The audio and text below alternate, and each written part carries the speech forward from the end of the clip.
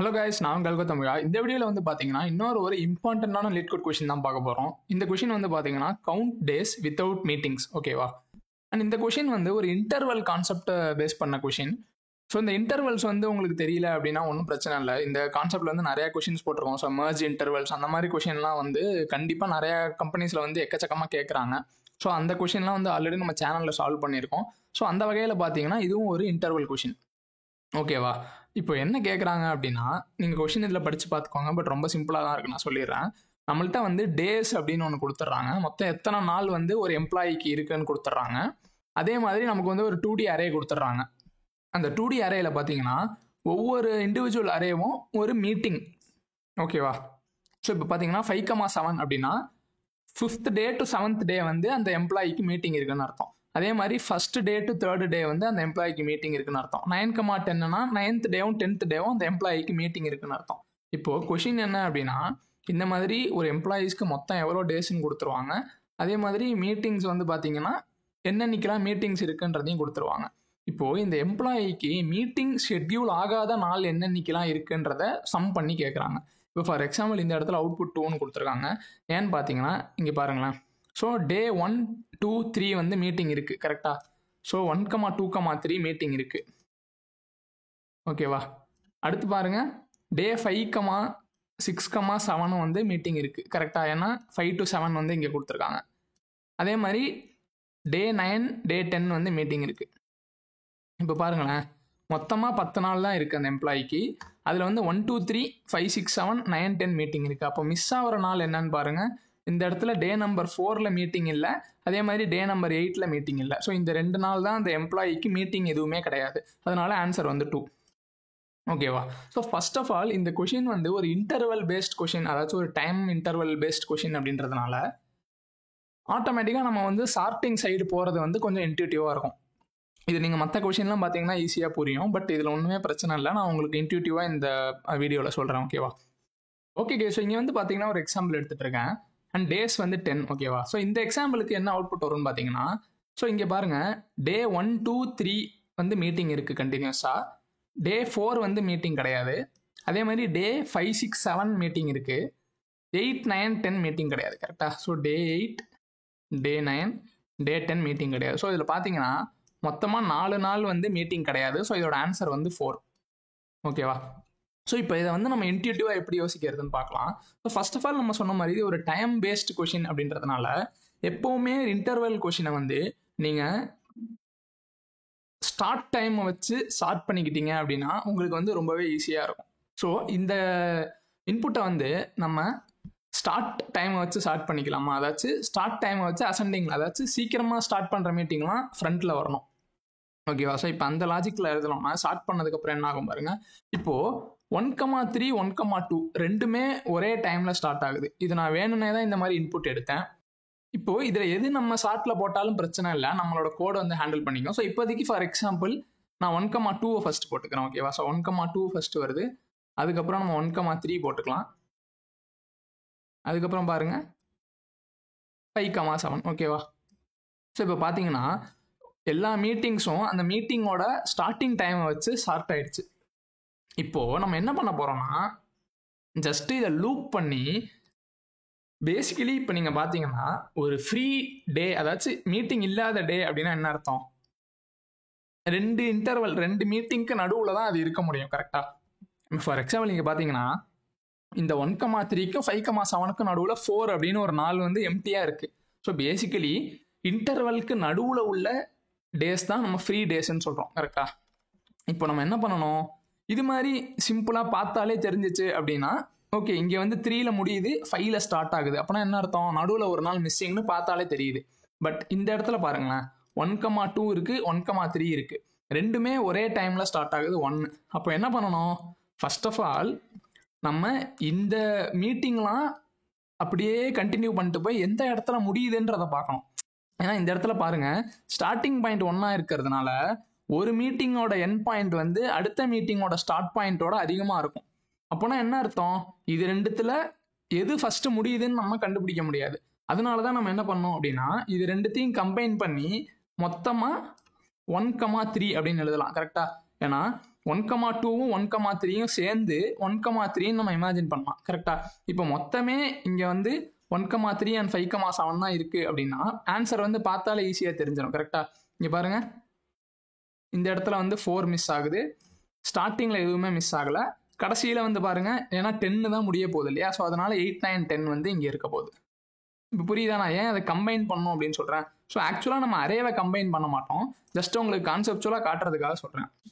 இப்போது இதை எப்படி கம்பைன் பண்ணுறது அப்படின்னு பார்த்தீங்கன்னா ரொம்ப சிம்பிள் தான். ஜஸ்ட் நம்ம அந்த லூப்பில் எழுதுகிற கோடு வச்சே இதை கம்பைன் பண்ண போகிறோம்.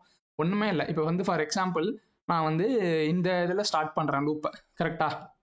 என்னோட கரண்ட் மீட்டிங் எண்டு, அதாச்சும் இப்போ நான் பார்த்துட்டு இருக்கிற மீட்டிங்கு எந்த இடத்துல முடியுதுன்னு நோட் பண்ணி வச்சுக்கிறேன். இங்கே பாருங்கள், மீட் எண்டுன்னு போட்டுக்கிறேன். ஓகேவா?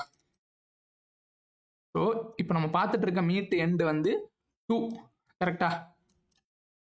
2ல் முடியுது. இப்போது 2 வந்து அடுத்த மீட்டிங்கோட ஸ்டார்ட்டோட பெருசாக இருக்குது. கரெக்டா? So 2 is greater than 1, greater than equal to 1.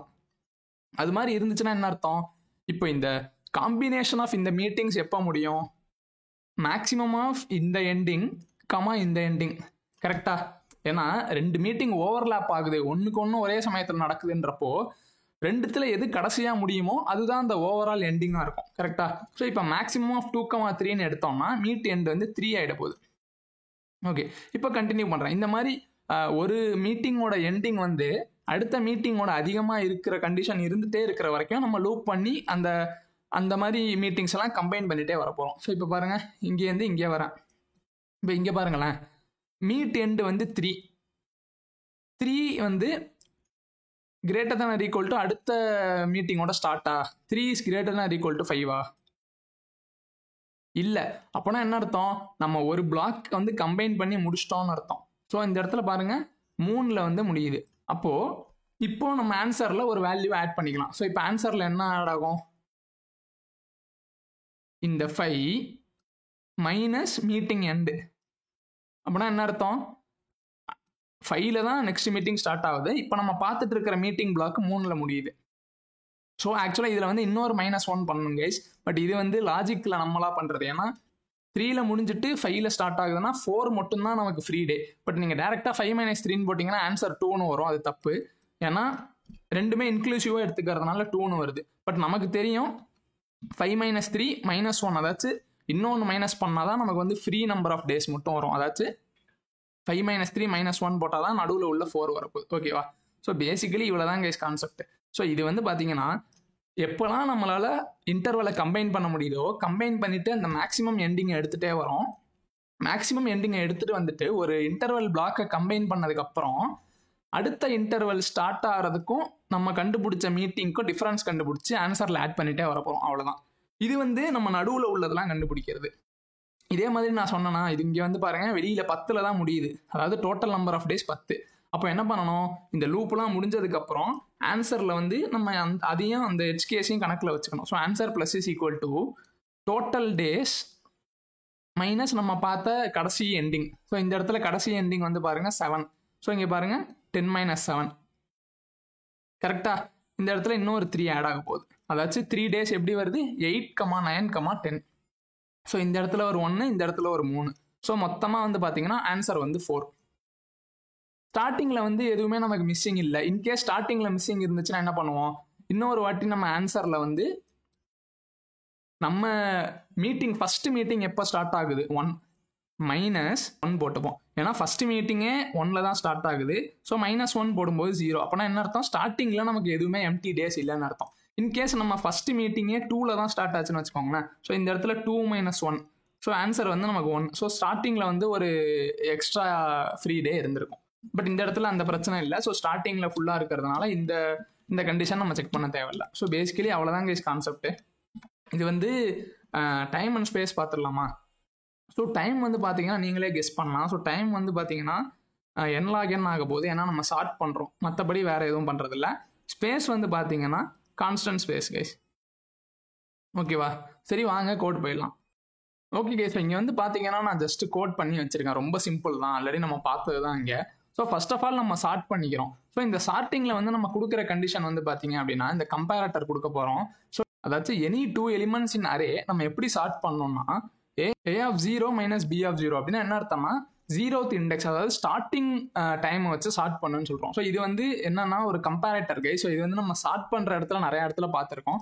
Basically இந்த ஏகமா பின்னா என்ன அர்த்தம்னா, நீங்கள் வந்து ஒரு அரேவை கம்பேர் பண்ணும்போது 2 எலிமெண்ட் உங்கள் கையில் இருக்குன்னா என்ன லாஜிக்கை வச்சு அதை சார்ட் பண்ணணுன்றதை இங்கே கொடுப்பீங்க. ஸோ ஏகமா பி, ஸோ ஏகமா பின்னு எடுத்துக்கிட்டிங்கன்னா எப்படி சார்ட் ஆகணும்னா a of 0 minus b of 0. So starting டைமை வச்சு சார்ட் பண்ணுறோம். கரெக்டாக சார்ட் பண்ணி முடிச்சாச்சு. ஸோ இப்போ ஆன்சர் நான் 0ன்னு வச்சுக்கிறேன். மீட் எண்டு, அதாச்சும் நம்ம பார்த்தோம் இல்லையா, இந்த ஒரு கம்பைன் பண்ண ஒரு மீட்டிங் எண்டு வருது இல்லை, ஸோ அது வந்து நான் 0ன்னு வச்சுக்கிறேன். அதே மாதிரி மீட்டிங் ஸ்டார்ட், இது வந்து எதுக்கு யூஸ் ஆகும்னா ஸ்டார்டிங்கில் எம்டி டேஸ் இருந்துச்சுன்னா கண்டுபிடிக்கிறதுக்கு. இப்போ பாருங்க, ஜஸ்ட் நான் லூப் ஸ்டார்ட் பண்ணுறேன். லூப்பில் வந்து பார்த்தீங்கன்னா ஃபஸ்ட்டு மீட் எண்ட் வந்து பார்த்தீங்கன்னா இப்போ நம்ம பார்த்துட்டு இருக்கிற மீட்டிங்கோட ஃபஸ்ட் இண்டெக்ஸில் உள்ள வேல்யூ கரெக்டாக, ஏன்னா அப்போ தான் அந்த மீட்டிங் முடியும். எடுத்துட்டு அதே மாதிரி மீட்டிங் ஸ்டார்ட் 0வா இருந்துச்சு அப்படின்னா நம்ம ஃபஸ்ட்டு மீட்டிங் எப்போ ஸ்டார்ட் ஆகுதோ ஜஸ்ட் அதை ஒரே ஒரு வாட்டி ஸ்டோர் பண்ணி வச்சுக்கிறேன். இது நமக்கு ஃபைனலாக தேவைப்படும். ஓகே, இப்போ பாருங்களேன், ஜஸ்ட் நான் சொன்ன மாதிரி இன்டர்வலை கம்பைன் பண்ணிட்டே வர போகிறோம். i+1 is less than meeting start length. ஏன் i+1 போடுறேன்னா நம்ம இந்த மீட்டிங் எண்டை அடுத்த மீட்டிங்கோட ஸ்டார்டிங்கோட கம்பேர் பண்ண போகிறோம். ஸோ அதனால் i+1 வேணும். அதனால தான் இங்கே எப்படி போட்டிருக்கேன். ஓகேவா? ஸோ மீட் எண்ட் வந்து பாருங்கள், மேக்ஸிமம் ஆஃப் இந்த மீட் எண்ட் கமா அடுத்த மீட்டிங் எப்போ முடியுதோ அது.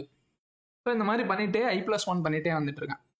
இது மாதிரி கம்பைன் பண்ணி முடிஞ்சதுக்கப்புறம் இன்னும் நமக்கு ஏதாச்சும் நெக்ஸ்ட்டில் பாக்கி இருந்துச்சு அப்படின்னா ஆன்சரில் வந்து பாருங்கள், நெக்ஸ்ட்டோட ஸ்டார்டிங் மைனஸ் இந்த எண்டிங், இந்த -1 வந்து ஜஸ்ட்டு நம்ம ஒரு ஆன்சருக்காக போடுறோம். புரியுதா? ஏன்னா ரெண்டுமே இன்க்ளூசிவாக இருக்கிறதுனால இன்னொரு -1 நம்ம போட வேண்டியிருக்கு. ஸோ இது வந்து ஜஸ்ட்டு நீங்கள் ஆன்சரை சாட்டிஸ்ஃபை பண்ணுறதுக்காக போடுறதுன்னு வச்சுக்கோங்களேன்.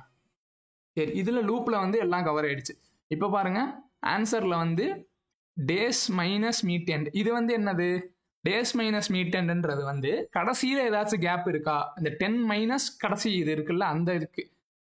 மீட் ஸ்டார்ட் -1, இது எதுக்கு, ஸ்டார்டிங்கில் ஏதாச்சும் எம்டி டேஸ் இருக்கான்னு பார்க்கறதுக்கு. ஸோ இது எல்லாத்தையும் ஆட் பண்ணிவிட்டு ரிட்டர்ன் பண்ணுறோம். ஸோ சப்மிட் பண்ணி பார்க்கலாம். அண்ட் கைஸ், இது ரன் ஆகிட்டு இருக்கும்போது சொல்கிறேன், இந்த டைம் இன்டர்வல் கொஷின்ஸ்லாம் வந்து ரொம்ப ரொம்ப முக்கியமான கொஷின் கைஸ். ஸோ கண்டிப்பாக நிறையா இன்டர்வியூஸில் கேட்டுகிட்டே தான் இருப்பாங்க. ஸோ இதெல்லாம் நல்லா ப்ராக்டிஸ் பண்ணி வச்சுக்கோங்க. புரியலன்னா ஒன்றும் பிரச்சனை இல்லை, இன்னொரு வாட்டி பாருங்கள். நம்ம சேனலில் மற்ற டைம் இன்டர்வல் ப்ராப்ளம்ஸும் இருக்குது. ஸோ அதெல்லாமும் பாருங்கள். உங்களுக்கு பிடிச்சிருந்துச்சு அப்படின்னா கண்டிப்பாக ஒரு லைக் பண்ண மறந்துடாதீங்க. அதே மாதிரி உங்கள் ஃப்ரெண்ட்ஸ் கொலீக்ஸ் யாராச்சும் ஜாப் ஸ்விட்ச் பண்ண ட்ரை பண்ணிருக்காங்க, இல்லை பிளேஸ்மெண்ட் அட்டன் பண்ணுறாங்கன்னா கண்டிப்பாக அவங்களுக்கு வந்து ஷேர் பண்ணுங்கள். ரொம்ப ஹெல்ப்ஃபுல்லாக இருக்க போகுது. ஓகே கைஸ், ஸோ இதே மாதிரி இன்னொரு சூப்பரான வீடியோவில் பார்க்க வரைக்கும். ஃபஸ்ட்டாக நண்பா.